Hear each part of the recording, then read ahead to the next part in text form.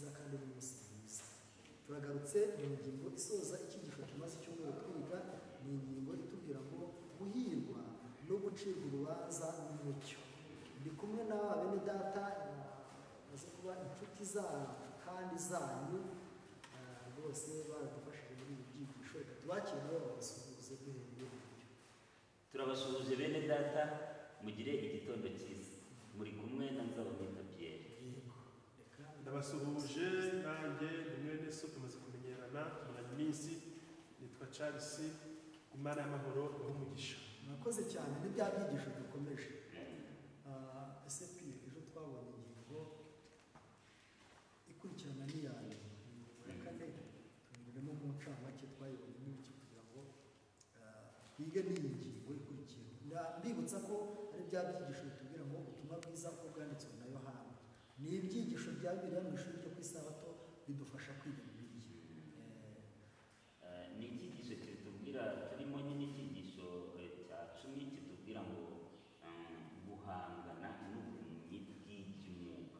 Ejo rero twari turi ku ngingo yatubwiraga ya kane, yatubwiraga ngo inyifato y'umwijima n'ibikorwa by'umwijima. Inyifato y'umwijima n'ibikorwa by'umwijima twabonye ko ikomoka ku mutima utarahindutse, ku mutima utarakiriye umwuka wera, umutima udakunda Imana. Noneho umuntu akibwira ko arimo kurwanirira Imana kandi arimo kuyirwanya, cyane cyane igihe hakozwe ibikorwa byiza, igikorwa cy'umwuka wera, ariko wowe kubw'ishyari n'ishyaka n'umutima mubi wifitiye ukavuga ko icyo gikorwa ari igikorwa cya Satani. Icyo gihe rero ni iki kibikurikira? Hakurikiraho ibikorwa by'umujinya, by'uburakari, byo kurwanya cya gikorwa cyakozwe. Ari nabyo twabonye abafarisayo bakoreye wari wahumutse, bakamuzingazinga bagaterura bakajugunya hanze. Murakoze cyane, turabyumvise kandi turabyibutse. Reka rero tujye mbere muri iyi ngingo. Reka dusabe mwene data Sharire adusomere isomo riri muri Yohana ibice 9 umurongo 39, ariko ni isomo risubiza ikibazo kigira kiti: ni iki Yesu yavuze ku byerekeranye n'umusaruro wavuye mu murimo we? Ni iki Yesu yavuze ku byerekeranye n'umusaruro wavuye mu murimo we? Rero dusomere mwene data Yohana igice cya 9 ku murongo wa 9 handitse ngo, Yesu aravuga ati, nazanywe mu isi no guca amateka ngo abatabona barebe n'ababona bahume. Byerekeranye n'umusaruro wavuye mu murimo we. Uyu ni umugani ukomeye cyane. Aho ubyumvise se, none se Yesu umugambi wo gukora kugira ngo abantu barebe bahume? Iri somo rero yarivuze kubera iki? Reka twumve mwene data dusomere hano mu gitabo cyitwa Uvuze byose. Abadukurikiye dukomeze gukurikirana kugira ngo twumve amaherezo y'ibi bintu. Itsinda ry'abafarisayo bari bateraniye aho hafi, maze Yesu ababonye atekereza itandukaniro rikomeye ryagaragaye bitewe n'amagambo n'ibikorwa bye. Kristo yazanywe no guhumura impumyi no kugeza umucyo ku bari mu mwijima. Yavuze ko ari we mucyo w'isi, kandi igitangaza yari amaze gukora cyahamyaga umurimo we. Abantu babonye umukiza ubwo yazaga ku isi bagize amahirwe akomeye yo kubona uburyo Imana yigaragaza kurusha uko byagendekeye ababayeho mbere. Bahawe ubumenyi mu byerekeye Imana mu buryo bwuzuye, ariko muri iri hishurwa ni nako urubanza rwageraga ku bantu. Imico yabo yashyizwe ku gipimo, iherezo ryabo riragaragazwa. Murumva aya magambo yavuga ngo naje kugira ngo ababona bahume, abatareba bo bagenzi bate bahumurika. Burya abayuda bari barahawe amahirwe yo kuba babona, kubera ko bari barahawe amategeko, bari barize ubuhanuzi, bari bo rwose bari mu mwanya w'umurimo w'Imana. Ariko Yesu aje mu isi, ubo babaye ngombwa, byabaye ngombwa ko bahuma. None abahumye ahubwo bari bo bahumuka. Nicyo cya kiganiro twaganiriye ejo, uburyo uwari uvutse ari impumyi ari bo bahamirizaga babwiriza, kandi ari bo bakagombye ko kumubwiriza. Yandi magambo ko mugenzi wanjye bivuze mu ngingo, urumva Kristo yaje mu isi kugira ngo abari bahumye bahumuke. Mu yandi magambo, abari badafite umucyo bawakire, ababihisemo bawakire, ariko n'abawanze bigaragare koko bawanze. Donc umucyo n'umwijima byivangure, bigaragare ngo aba bakiriye umucyo ariko aba ngaba barawanze. Noneho reka twumve kuko aba bafarisayo bahise bagirira ikiganiro na Yesu, guhirwa no gucirwa urubanza n'umucyo. Bagiranye ikiganiro na Yesu, reka twumve uko byagenze. Noneho turebere muri Yohana igice cya 9 umurongo wa 40, twumva neza iki kibazo. Mbese abafarisayo bakiriye bata amagambo ya Yesu? Kuko aya magambo yarayababwiye, barayumva. niyo basubye hano. Noneho turebe uko bayakiriye. 9:40 Yohana handitse ngo abafarisayo bamwe bari kumwe nawe bumvise ibyo baramubaza bati, mbese natwe turi impumyi? Noneho mu gihe Yesu yavuganaga nabo, ni gute yashyize ahagaragara icyaha cyabo cy'ubuhumyi bwabo? Komeza 41. Uko yagaragaje icyaha cyabo muri 41 haranditse ngo ni 9:8 muri Yohana. Yesu arabasubiza ati, iyo muba impumyi nta cyaha muba mufite, ariko none kuko muvuga yuko mureba, icyaha cyanyu gihoraho. Rwose aya magambo ni amagambo y'Ikinyarwanda agiye aje imvugo, bayita imvugo ihanitse, imvugo y'abahanga. urumva hano Yesu yarababwiye ati, rero naje kugira ngo abatareba babone, noneho ababona bo bagenzi babo. Noneho bamwe bati, se natwe turimo. Noneho Yesu yarababwiye ati, rero yaba mu bihumbi nta rubanza murabona. Noneho hano ubungubu urumva ko yari abihimbye abizanye mu buryo bugaragara, ariko biriya jambo rya mbere mu buryo bw'umwuka, bagombaga guhuma mu buryo bw'umwuka, nyamara impumyi mu by'umwuka zo zigahumuka. Ariko hano bamubaje leta bihindura abishyira mu buryo bugaragara.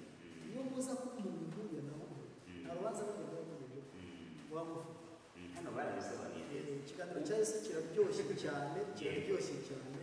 Ngaho reka dukomeza dusomere. Ukwigaragaza kw'imbaraga mvajuru yari yahumuye uwari impumyi agahumuka amaso y'umubiri n'ay'umutima, kwasize abafarisayo mu mwijima w'icuraburindi. Iyo igikorwa cyiza gikozwe ntukishimire, kigusiga mu mwijima n'akaga gateye ubwoba, cyane cyane iyo ari igikorwa gikozwe n'umwuka we. Iyo utacyishimiye kigusiga mu mwijima mubi cyane.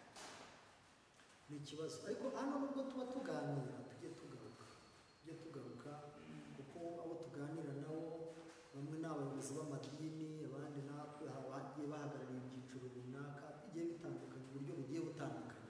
Ariko reka nkubwire ngo kwibwira ko ukijijwe, aya magambo nayasomye mu gitabo cyawe inama z'Itorero, ukwibwira ko ukijijwe kandi udakijijwe ngo si ukuzimira, ahubwo ni ukuzimira. Noneho rero ikibazo twebwe dushukwa n'uko dutorera umwanya runaka wo kuyobora mu itorero, umukuru w'itorero, umupasiteri, umugabura, umushumba runaka w'itorero runaka. Noneho akenshi hari igihe imyumvire yacu ihita idushyira ku rwego rwo kumva ko dusobanukiwe iby'Imana, bigatuma rero umucyo wose uje duhita tuwukingira, kandi twawukingirana tukaba tuguye mu ngorane nk'iz'abafarisayo baguyemo.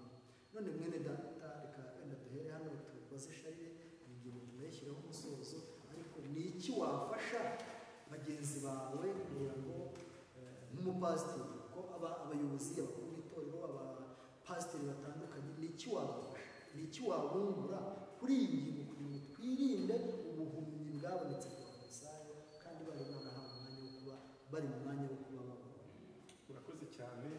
Icyo nungutse niyunguye kandi numva nakungura bene data, cyanditse hano, handitse ngo iyo Imana itabereka ukuri, iyo iza kuba itaraberetse ukuri, ubujiji bwabo cyangwa ubujiji bwacu ntibwatubera icyaha kuko nta kuri tuzi. Ariko none ko tuvuga yuko tureba kandi tukibeshya ko tubona maze tukabiteganyisha guhumuka, ubufasha Yesu yazanye tukabwanga, ikibazo ni icyo kumva ko wihagije, kumva ko ubushobozi bwawe buhagije, kumva ko umucyo ufite uhagije. Ubundi ikibazo ni icyo.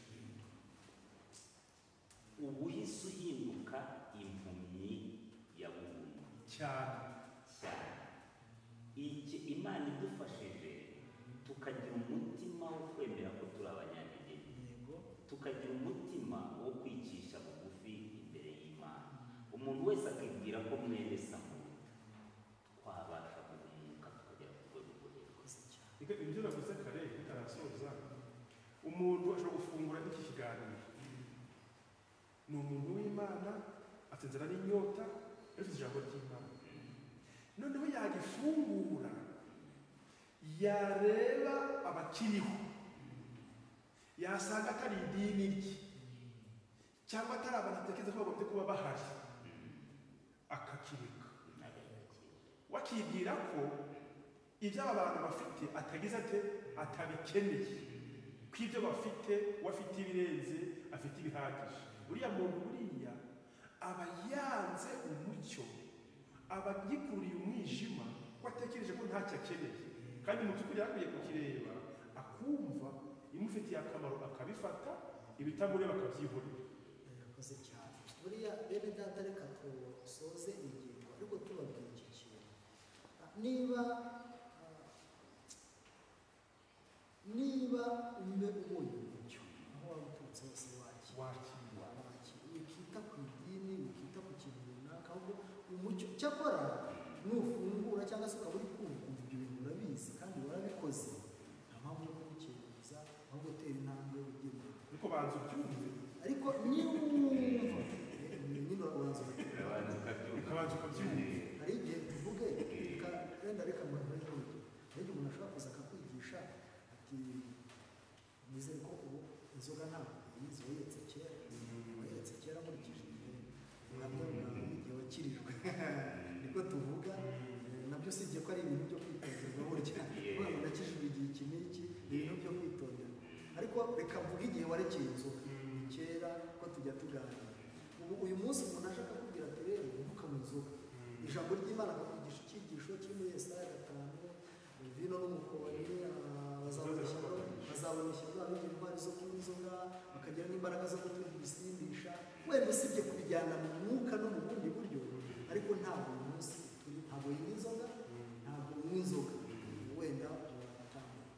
Ariko niba hari ibindi uri kumva ukumva ko byagufasha mu by'umwuka byawe, byige, wongere ubumenyi bwawe bw'ubumenyi, nibwo uzahirwa, nibwo uzagira umugisha, nibwo izi ngorane abafarisayo bagize tuzazizakira.